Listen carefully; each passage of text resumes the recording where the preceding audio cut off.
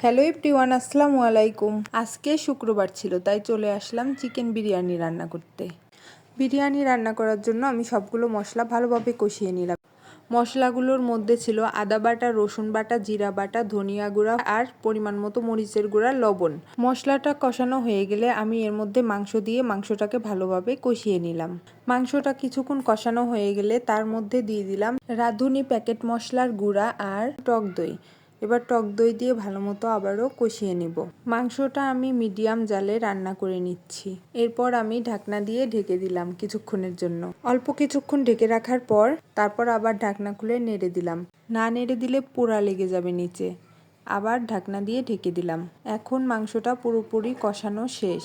এরপর চলে গেলাম চালটা রেডি করার জন্য। পোলাওয়ের চালগুলো আমি ভালোভাবে ধুয়ে নিয়ে পানিটা ঝরিয়ে নিয়েছি। কড়াইয়ের মধ্যে তেলটা দিয়ে নিয়েছি। তেলটা গরম হয়ে গেলে ঝরিয়ে রাখা পোলার চাউলগুলো দিয়ে দিয়েছি। তারপর পরিমাণ মতো লবণ দিয়ে ভালোভাবে চালগুলো নেড়ে চেড়ে নিয়েছি।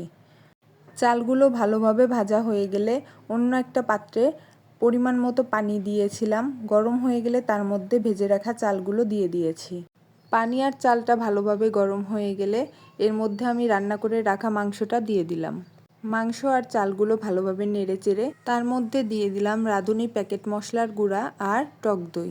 তারপর ভালোভাবে নেড়ে চেড়ে ঢাকনা দিয়ে ঢেকে দিব। ভালোভাবে বলক চলে আসলে ঢাকনাটা খুলে আমি একটু চালগুলোকে ভালোভাবে নেড়ে চেড়ে দিব।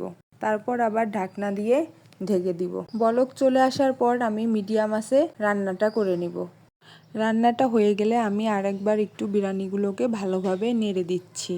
আজকে আমি অনেকগুলো বিরিয়ানি একসাথে রান্না করেছি। দেখুন কেমন হয়েছে আমার বিরিয়ানিটা। এতক্ষণ পর্যন্ত যারা আমার ভিডিওটি দেখেছেন সবাইকে অনেক ধন্যবাদ। আল্লাহ হাফেজ।